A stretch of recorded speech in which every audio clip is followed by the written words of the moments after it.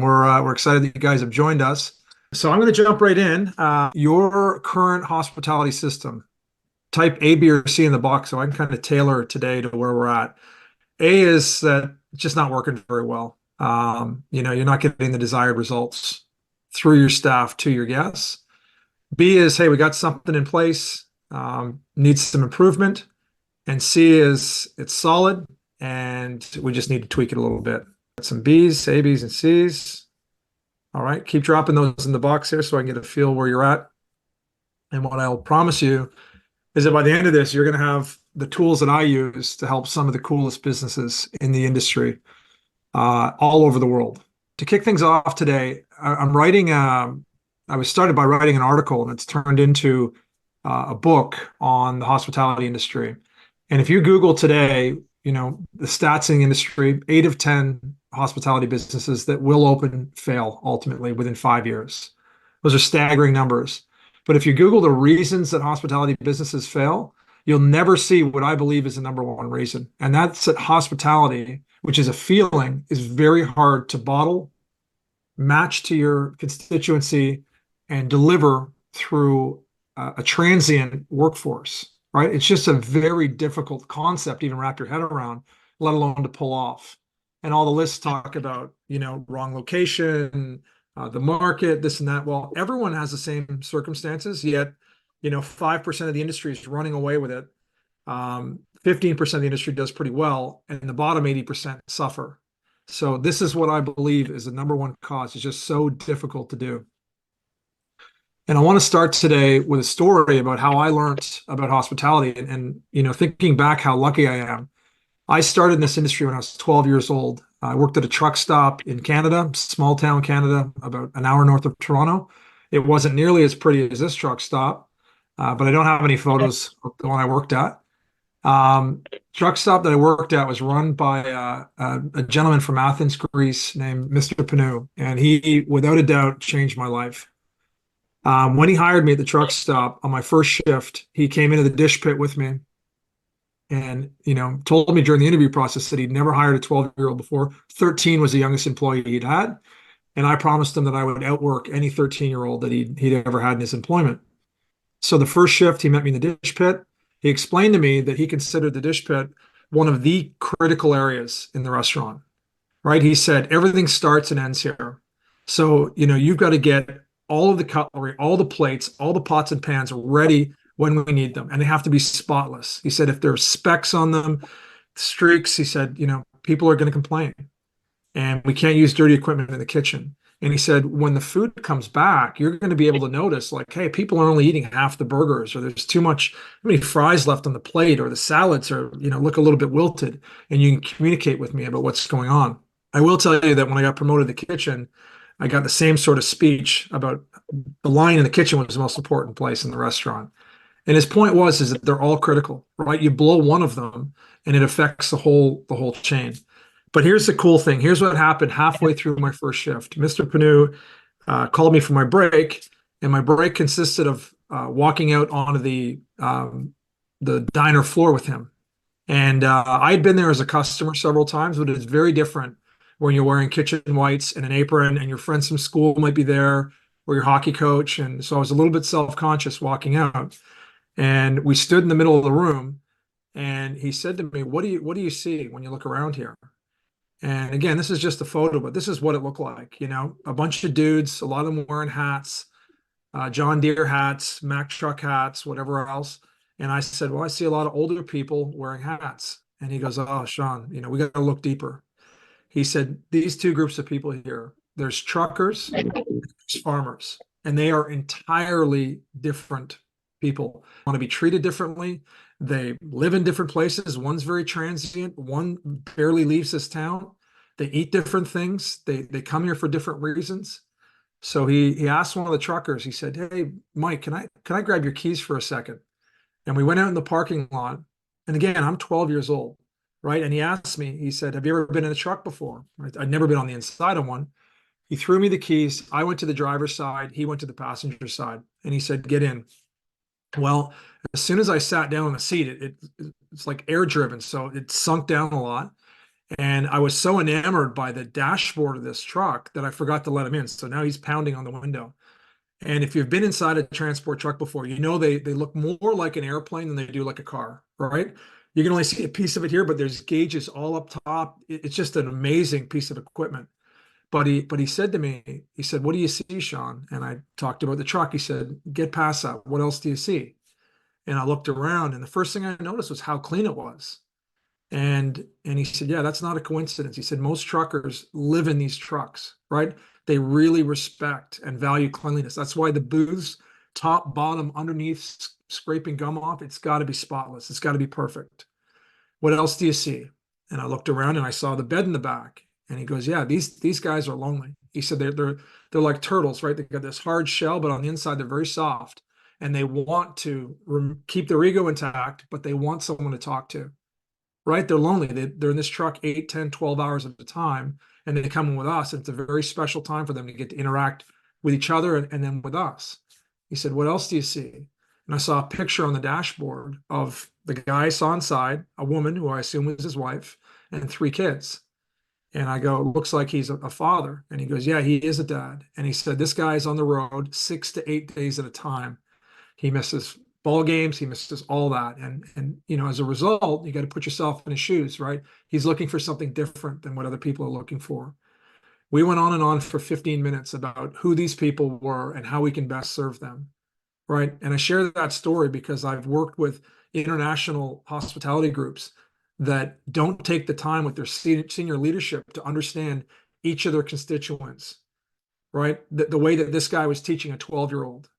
And it turned out at this truck stop, there were 5 specific constituents, and they all wanted to be treated differently. So we're going to talk about how to see that in your own business today. So I want to set your thinking right. This gentleman here is one of my business heroes, Charlie Munger. He passed away not long ago. He's the other half of the Berkshire Hathaway partnership with his much more famous business partner, Warren Buffett. These guys have made one of the world's greatest fortunes together for a firm like theirs, all by understanding people and investing in business. But what Charlie was famous for was inverse thinking. So Charlie would look at a business, he would get a notepad, and he would say, "Let's write down the quickest way to failure. What's the most obvious way this business could fail?" And then he'd reverse engineer that into success, right? So I think about hospitality and how it might fail. The number one way, if you want to sabotage your business, tell your staff to apply the golden rule, to treat others as they wish to be treated themselves, right? I have 4 kids. This is a cartoon illustration of my son. This is how he wants to be treated. Tangled up in wires, talking to 5 people at the same time, but not really talking to anybody, right? None of your customers want to be treated like my son wants to be treated. So don't ask him to treat customers like he wants to be treated. We want to treat people like they want to be treated. And we have to teach our staff how to read and interpret and figure out how people actually want to be treated. I'm going to show you today how to do that. Number 2, if you wanted to fail quickly in the restaurant business or the bar business, you would just simply fail to tell your staff how to win, right? I had a painful year of my life when one of my daughters was young, where I got signed up, voluntold to help coach a little girls' soccer team. It was awful. This is what it looked like, right? One ball, a whole bunch of girls, swarming each other. It was a disaster. And we got 2 or 3 practices in when I said to the other coach, "When are we going to explain the rules to them? Like, I know they're kids, but my daughter is, she could drive a car. She's so smart. Like, she can understand how to play a game." So it wasn't until we explained the rules that we started to get some sort of semblance of a soccer game at practice. Very simply, "Hey, girls, here's the lines. You got to stay inside these. You go outside the lines and you're no longer in the game. Try to keep the ball out of your net. Try to put the ball in their net. And at the end of the game, the end of the time we give you, the person who scored the most goals wins." Right? Like, that's how you win in soccer, basically. And I know there's a million other rules, but basically, if you were coaching young kids to do that, in hospitality, very few servers, bartenders, and hosts ever are told how you win in hospitality. I know because I've owned a bunch of bars and restaurants. You win by converting a person who drops in for the first time or the second time or the third time, and you convert them into being a raving fan. That's how you win. Then they leave, they come back more often, and they come back with friends and family. That's how you win, right? And if I'm going to get more detailed on that, I would say that if every member of your team can't write on the back of a napkin your hospitality strategy, you don't have one. You just don't. If you have it in your head, it's good for you while you're working the floor, but it doesn't help anybody else. What mine look like, as simple as it is. I said, number one, every single human being that walks through the door. I've taught courses in over 50 countries. All 50 countries, when you are making someone happy, they start to smile, right? So work towards that. Keep working towards engaging another human and putting a smile on their face. Read the body language, find the clues, ask the right questions. Use our playbook to make those people smile. While you're doing that, secondly, we want you to be the steward of our experience, right? We want you to help people understand what we have and to match that up to their budget. You'll know if you're looking at a wine list and the cheaper wines are in the top left, the more expensive are in the bottom right, or they're asking questions about cheaper wine, that's their budget. Don't push them to a bottle twice as expensive, right? If they're really seeking value for money, help them understand what the best value without saying it. Say, hey, we've got this local item. It's the same price as this, but it's unbelievable, right? The flavor, it's this, it's that. So we're going to encourage them to an optimal spend. That could be less. At some of my restaurants where we had bigger plates, if people ordered 4 appetizers, our playbook was to convince them that 3 would probably be enough, especially if they're having 4 mains, right? Are we losing the sale of 1 appetizer, or are we gaining the trust of 4 people, right? And then thirdly, I said, anyone who spends an hour, 2 hours in our company, you've been given enough time and enough signs and enough indication to find one reason to invite them to come back again.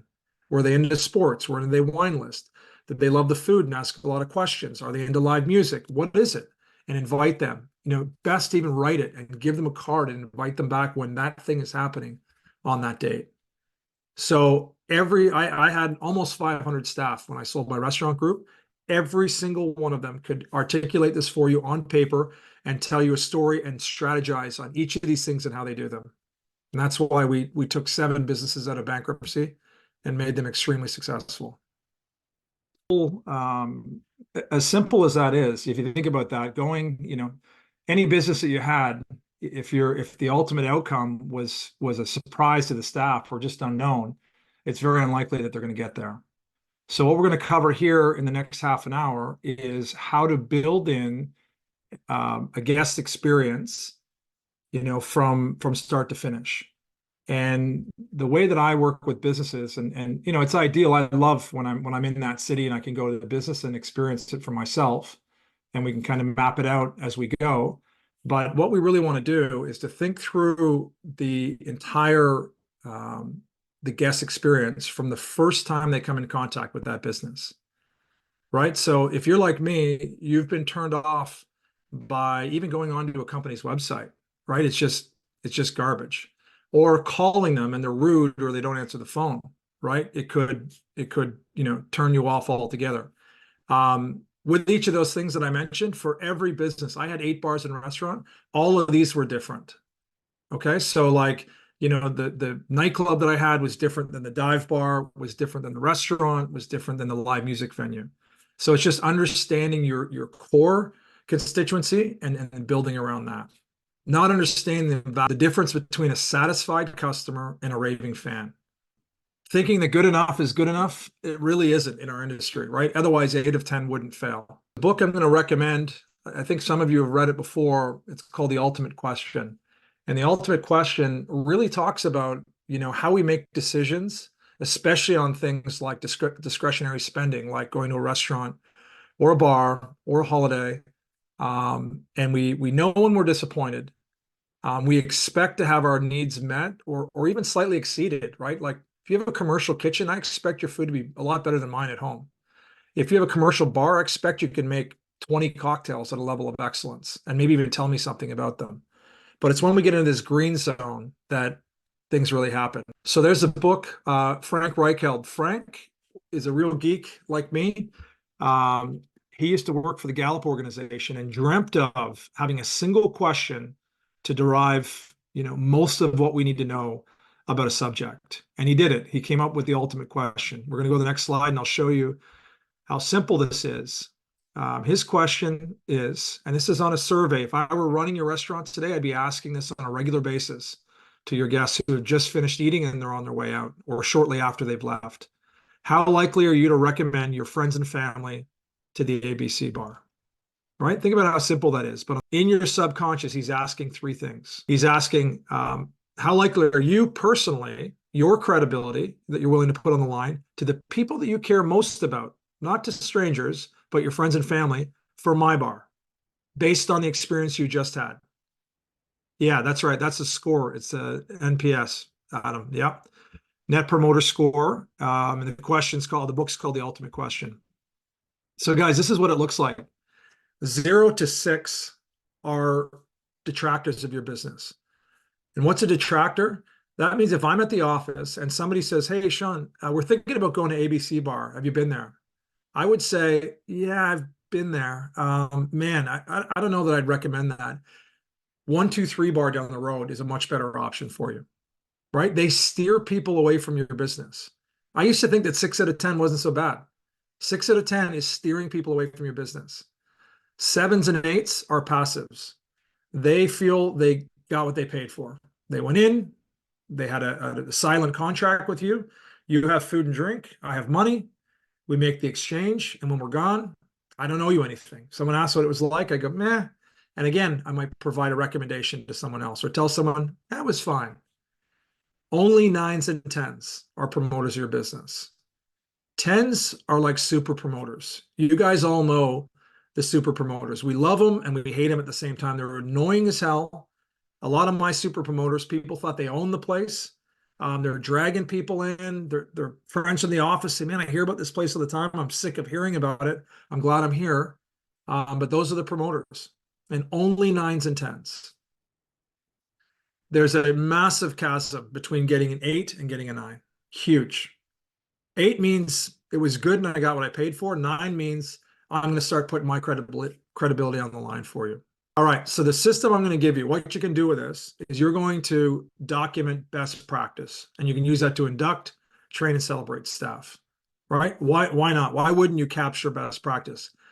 I guarantee you with all of you, there's a lot of great stuff going on the floor tonight. It's just not being captured, and it's not available to the new people coming in the business to get up to speed quickly in that critical first 100 days. Secondly, you're going to create a blueprint to remarkable service, like a map. Right? Say someone starts here. If we do all these things, we're going to get to here.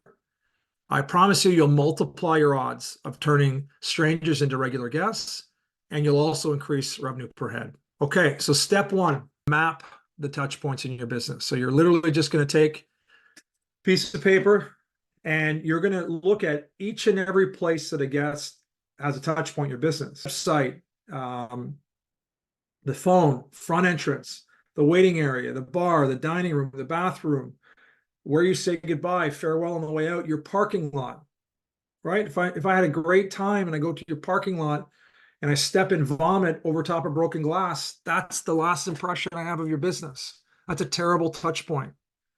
So remember this, no touch point is neutral, right? It's either helping your business or hurting your business. Secondly, to win the trust of another human being, you have to impact them in a positive way on many, many touch points, and it only takes one to break it, right? One dirty toilet can be enough. One rude host can be enough to break that trust. When you get a complaint in your business, I would map every complaint that you have to this touch point map, and you'll soon see where things are going wrong in your business. And remember, it's not a finite thing. Like someone could get upset at the host stand, and then they're just looking for things to complain about, but they'll find them, right? They're there. So this is what that looks like. Just map your adventure as you go through. Then you can start to map both compliments on one and complaints on another. So you're looking to say, hey, where are we really doing well and where are we falling down? Once we've got that done, we're going to articulate the desired outcome. We really want to help the staff understand, at the host stand, for example, what does someone really desire at your host stand? I firmly believe that hosts, especially in North America, but same is true in Australia and a lot of countries around the world, that the host is the most underutilized position in the business. Like, we should be hiring intelligent people who are management and training, who are running the floor, who are director of first impressions, director of last impression, extracting, reading body language when someone gets up from the table, if they don't look like they've been blown away, getting some info, seeing if they can solve a problem on the way out the door. That's not how most hosts operate. You ever walk to the front door of a restaurant and saw this? I see it all the time, right? Like, this just says to me, dude, you're an inconvenience. We are doing whatever the hell we're doing on this iPad, and we're laughing, having a good time, and now I'm bothered. I got to deal with you. The next slide is what I'd hope to see. Someone out from behind the wood, they've closed the gap between two humans, made eye contact. They actually look happy to see me and ready to take care of me, right? That's a great host. So what does someone need? If you get them what they need, you get a 7 or 8, right? I need a table, and you get a 7 or 8. The desire for them is to be treated the way they want to be treated, for someone to read the body language, for someone to see them as a human being, ask them some great questions, and customize the experience. The workbook, you'll see, you'll articulate all of the different desires at the host stand. Like, what do people actually want? If there's a wait for tables, they want an accurate table time, which you'd over forecast so that you'd never let somebody down. They want to be read. They want this to be customized. They want, there's a series of things, and then you list in the ABC column, what are the 3 steps to get to that? What do I need to do to make that happen? Here's an example here. So at a host stand at my restaurants, I said, listen, people want to be seen, right? They've been ignored all day, probably by their kids, by their coworkers, and now they've come to the restaurant. They really want to be seen as a human being. They want eye contact. They want to be greeted. They want to have their needs understood, right? They want to be asked a few great questions so you can customize an experience for them. To be treated in the way that they want to be treated. We used to say to young staff or new staff, is this person a rock or a sponge? A rock's got a hard exterior. They just want what they want. They want to get through. Might have a suit on, business meeting, whatever it is. A sponge is someone that's, hey, they're looser. They're asking questions. They seem to have some time. We're going to treat people like they want to be treated. All right. They want to feel special, and they want to be served professionally. Right. This is what I told my team. This is what we want to do. Not just get them a table and say hello. Here's an example of accomplishing one of those goals. I taught all of my team, we would play this game. When people came in, we'd say, rate either an individual or the group's energy out of 5.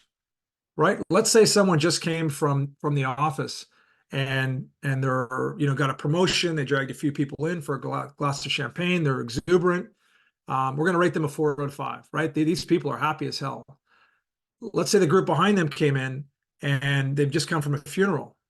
They don't want to be received by the same host that was high-fiving, bringing the champagne bucket over the table, coming from a funeral. So we teach them to match the energy, but then take them 2 levels up, right? We want to take them to a new place, but you've got to start where they start from. Now, if they're depressed, you're not depressed. You're going to maintain a professionalism. But again, you're not going to come over cartwheeling over the table saying, would you like a glass of champagne? We absolutely know that every single day there are obstacles to providing remarkable hospitality. I've done this exercise myself hundreds of times. Sat down with staff, whether it's the host team, the servers, the bartender, whichever team you're sitting with, piece of butcher's paper, and say, right, we've now just talked about ideal circumstances and how to get to remarkable. We want to hear from you guys on what gets in the way of that. And they will tell you, oh man, like, it normally doesn't get busy till 7, but sometimes at 6, we just get flooded and there's only one host on. Okay, cool. Flooded, only one host. We write it down. Next, we write all the things down. And then we go through the ABC, say, what's best practice here? How do we navigate through this? Once we have that, we're just putting them on here. Here's the top 5 things. I can tell you guys, from doing this a couple hundred times, there's typically 7 or 8 major buckets that compromise every department of your business. The bar, host, tables, there's 7 or 8 things. They just get worded differently. And if you can articulate those, tell the staff these things are going to continue to happen, right? It's just the nature of an unpredictable industry. But this is what we do to solve them, right? Number one, pull this lever. Number two, do this. Number three, do that. Just do that every time, and we'll always get through it. And where we can make improvements, we will. But this is how we navigate through these things. We would bring this documentation when people are applying for jobs. Said these are the things that people have to navigate through here, right? It's a really busy, demanding, difficult restaurant. We have a really tough clientele to serve, and we love them, but they're tough to serve. They're tough to please. And we would have about 20% of people opt out, just helping them understand what we deal with on a regular basis. Someone at university studying doesn't want to sign up to deal with the stampede you have every Wednesday, Thursday, Friday, Saturday night, right? So it works in selecting the right people, inducting people, and then coaching them on the way through. Number four is my favorite, right? Now that we've done that, we know how to avoid difficult things. Now we're going to talk about how to take things to the next level. This is where we want to wow people. A great exercise with your staff. You can do this at a pre-shift meeting. You could do this at an all-hands meeting. Ask them, someone special in their life, where they would take them if it was an anniversary or birthday, whatever. And everyone will go around, they'll tell you a name. And it's okay, great. So you've been there before. What happened there that made you select that? What was that wow moment or experience? And write them all down. I promise you that 70 or 80% of the things that you write down are not difficult to do. They are low cost, no cost systems in that business that just put it a cut above the rest, right? Not many great bars and restaurants that I work with have expensive things they're doing. They just have purposeful things that they're doing on a regular basis to wow people. So let's look at a few here. First off, it's mindset, right? So for my staff, we talked about, someone that's had a tough day. Most people that come into your restaurant have had a tough day at some point, right? Most days are tough at some point. So we talked about being a day maker, and we said every guest, every day, see if you can make someone's day. See if you can say something, do something. 15 years ago, my mom visited me in Australia, and she got off the plane. She'd been asleep and her hair was a mess. And we were going to be driving right by one of my restaurants. So I said, let's go home. You have a nap, get ready. She said, no way, I want to stop here. And I said, Mom, your hair, you look crazy. So she said, nah, I really want to stop. I'll just go right in the bathroom and do my hair. Well, she went right in the bathroom and did her hair and came out. And I mean, it looked worse somehow. She put water in it. I don't know what happened, but I'm like, Jesus. Well, one of my servers came over. He is the best guy. Just everyone loves him. And he came over the table and he said, oh, Sean, great to see you. Who's this? I said, this is my mom. He said, it can't be your mom. I know your mom just flew in today. There's no way someone could look this good just getting off a plane. She still tells people that story to this day and still tries to do her hair that way that she did it that day. It's a little higher, a little weirder. I don't know. But and this guy wasn't bullshitting her. He just thought this is a cute lady and look at her hair and she's just off a plane. And so that's that. We already talked about 2 levels up, right? Like I said to my team, leave people better off, right? Make sure they walk up our property better than when they came. And I said, if you're ever struggling to do that, that's what the leadership team's here for, right? Not to just make sure we have enough paper in the till or, food coming out of the kitchen. Like they are here. We're here to deliver experiences. And if you've got a tough table, let us help. And rapport is everything. I used to say to the team when it's busy, in peak hours, we got to build green, right? Got to make money. You got to keep all of our minimum standards, but you got to hustle. And in off peak, we got to build relationships and building rapport with someone. For us, when you worked in the quiet hours, you were investing in our guests and building rapport. The acronym FORD is family, occupation, recreation, and dreams, right? You ask someone about any of those 4 things and you've got their attention, right? These are 4 of people's favorite things. It's all about them, family, occupation, recreation, and dreams. That's on the mindset, but on the physical side of business, again, some of these things cost money and don't do them if you're not going to get a return in your business. But we had the places that I had a host at the door or a doorman outside. We had a small budget every night, didn't always get used to take care of somebody, right? If we had say a younger couple of ladies that came in and it was like late on a Saturday night and they said, oh, we're going to walk home. we would put them in an Uber and put them home. Say, hey, we don't do this all the time for everybody, but you know, we've got a house account. I'd love to do that for you. We would our VIP seating. So we had 3 areas in the restaurant. One of them we didn't use all the time. It was like a screen that rolled out on a function area, but it was really cool. If we had a group of regulars come in or people from out of town or whatever, we had the owner's table. So if you don't have an owner's table, you should have an owner's table, because just marking a table where you like to eat the best or where your owner likes to eat the best is a big deal to people to sit at the owner's table. I'm going to a concert hopefully next Monday night. The Zombies. Imagine that. They were competing with the Beatles back then in the 50s. They're still playing together. And it's sold out. And my friend, his mom, is a booking agent, and she might be able to get us the owner's table, which we'll buy. Have to buy the seats at it, but again, it's just this really cool table. You know, what you do on birthdays. We didn't like happy birthday. People insisted on singing it. We weren't going to stop them, but we would ask someone's favorite song, right? What's your favorite song? And then you let us know around when you want to do this, and we're going to put that song on. And we had these really cool cards that we would give them. And you would write, like, we'd say, hey, it's Samantha's birthday, someone with great handwriting, whatever else. Have everyone else at the table write in one word or one thing they loved about that person. I go back to Australia 15 years later, people still have them or talk about them, right? Or we'd write in, it said, this year, and someone would write in a promise to someone. We're going to do that fishing trip together. We're going to do, you know, our quarterly trip to the whatever. And it was like a promissory card that people had. So it's really cool. Introductions. I think a lot of businesses undervalue, especially if you've got a great food, great cocktails, and people compliment, say, man, the food's awesome. The chef coming out of the kitchen said, I'd love to introduce you to Samantha or to Jonathan. You know, they inquired about whatever it might be. Our chef, if someone like said something about a particular sauce, he would put a little bit of the sauce in a bottle and bring it out to the table so they could have it at home, right? Easy, low cost, high impact sort of thing. Same with the bartenders. If we had an ingredient that wasn't readily available, we'd give them some of it and they could try it at home. The owner, right? Like introduce the owner, whoever it is that you might be able to do. And then finally, merchandise. I think this is underutilized too. This might be hard to see, but these pins that go in a backpack. This is a client of mine, a great guy, John, at Random in Milwaukee. So this is for lovers. So a couple comes in since 1964. A really cool thing. Said, hey, I really loved having you guys in here today. Allie has these on her bag. People ask, say, what's this? And now they're talking about your business. It's a win-win. Other merch. Cool, simple. Another client in Toronto. Borrow. Love those guys. Who's this one? This is a market in Philadelphia.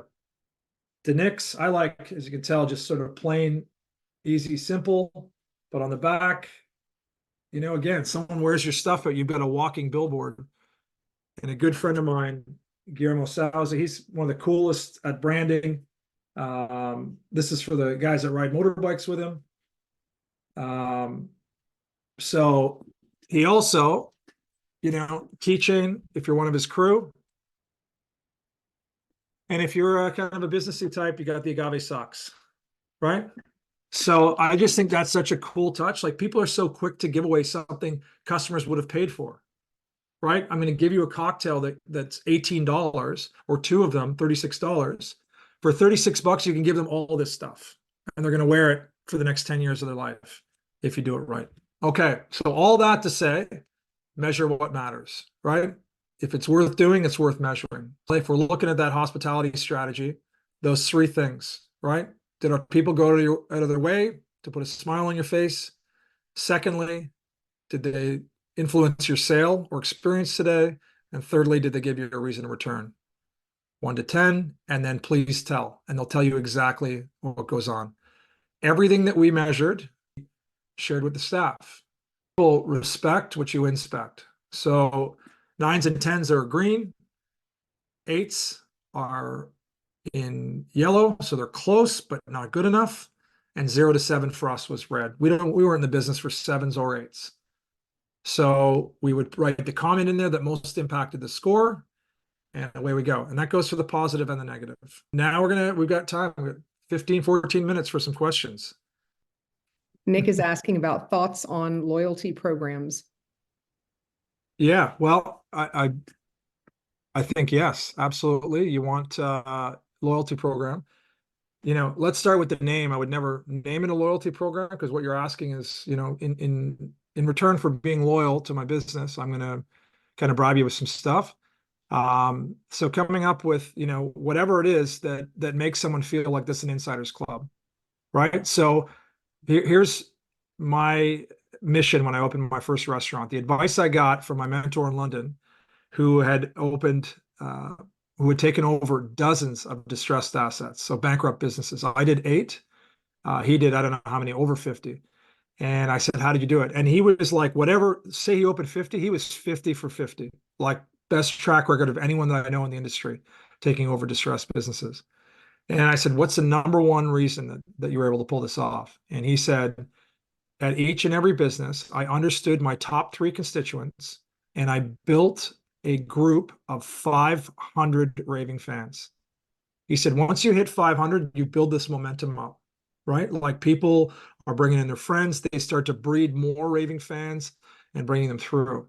So what I did is I kind of opened, we had like an insiders club, like an owners club.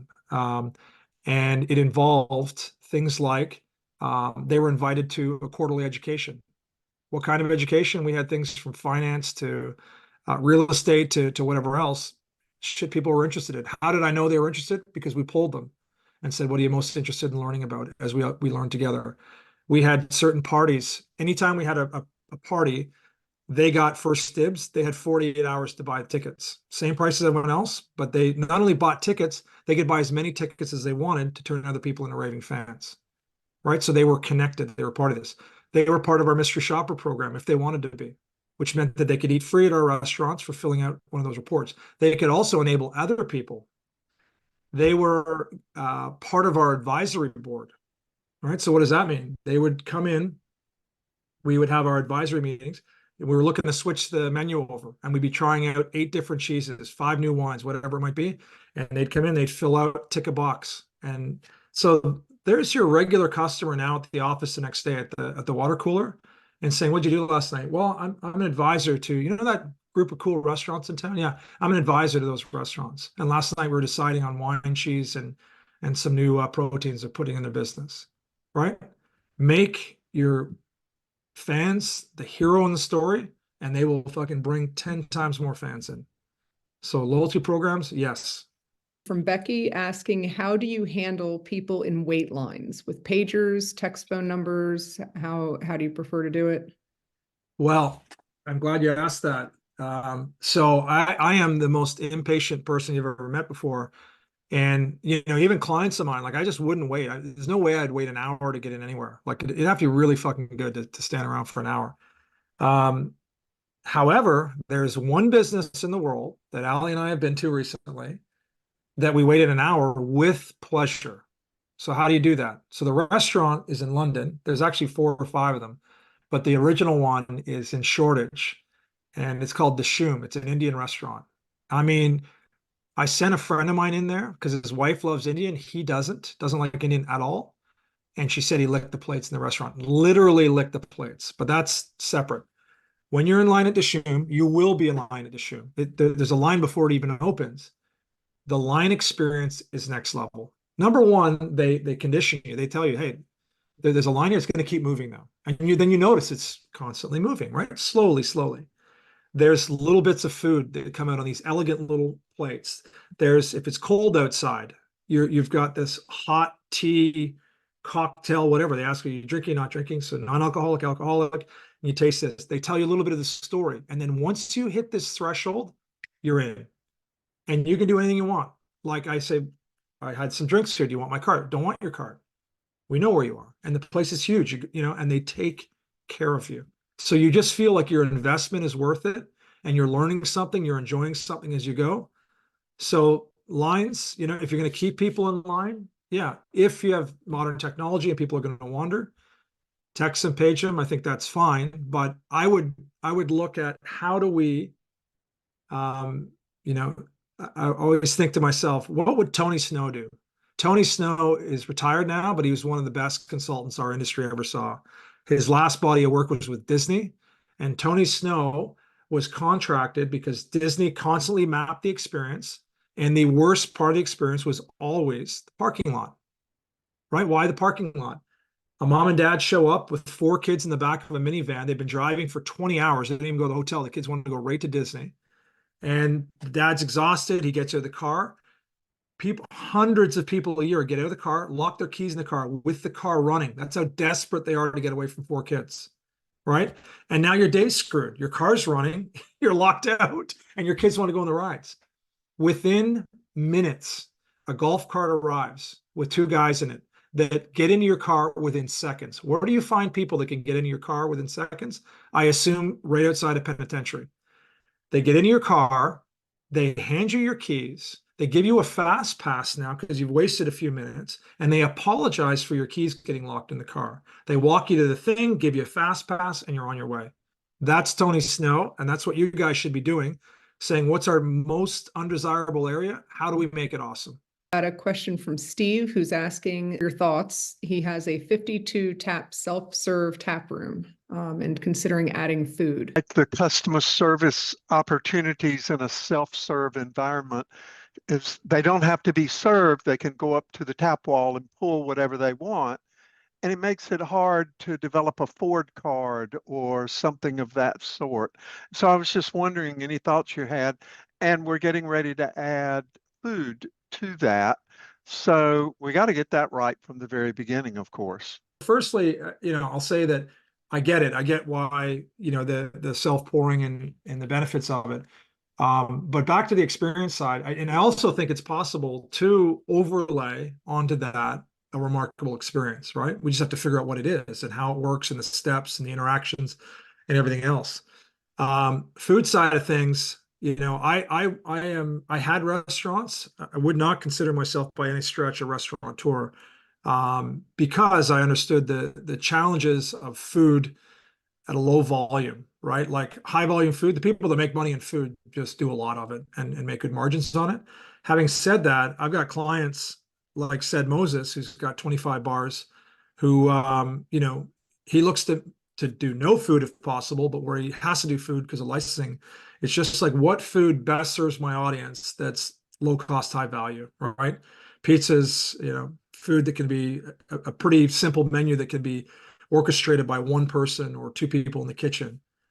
So, I just look at, how do we make this an awesome experience? What would entitle the experience to be worthy of remark 2 months later, right? What could happen? What should happen? What type of people do we need to hire to do that?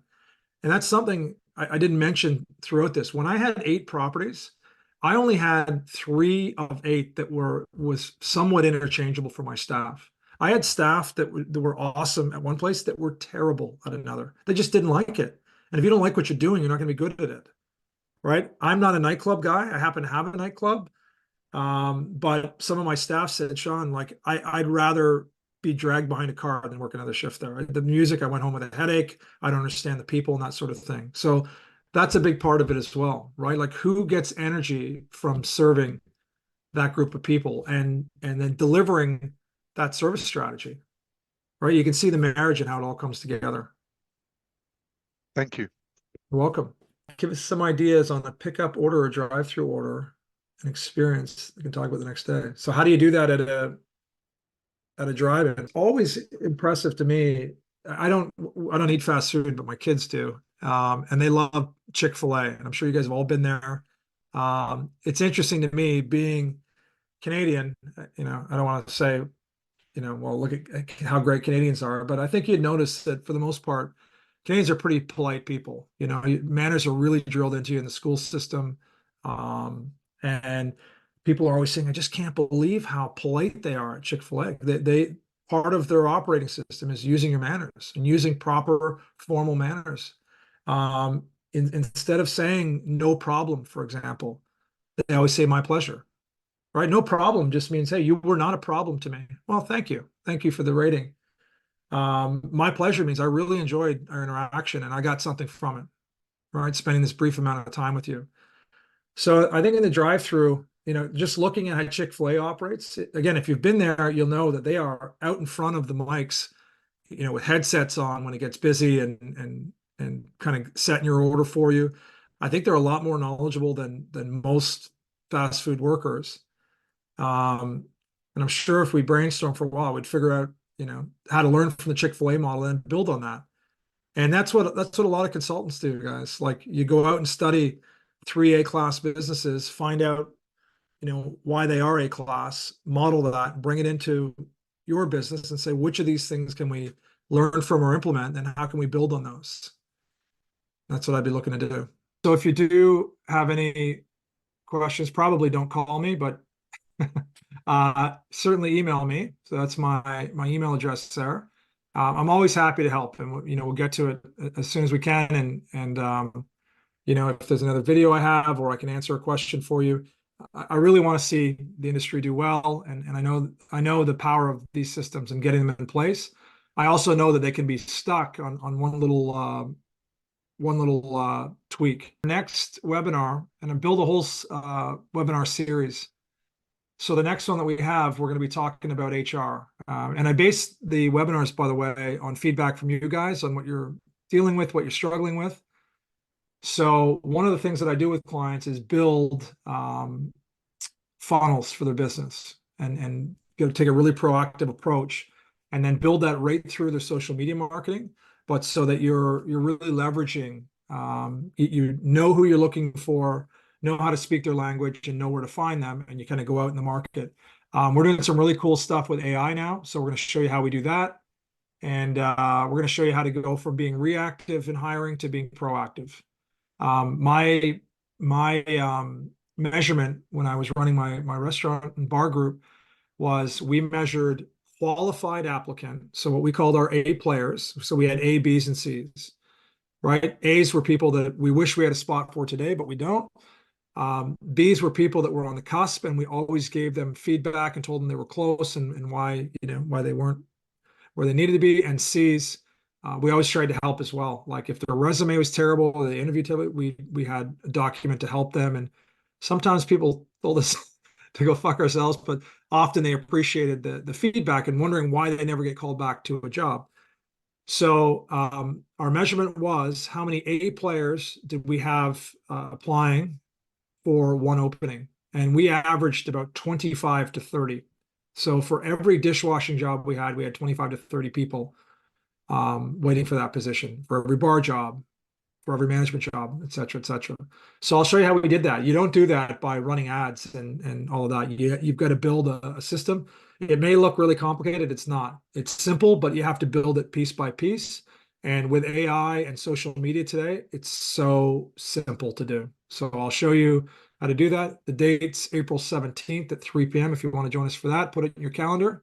Guys, that's all for today. Again, you got any questions, let me know. I'm always happy to help, and hopefully we'll see you next webinar.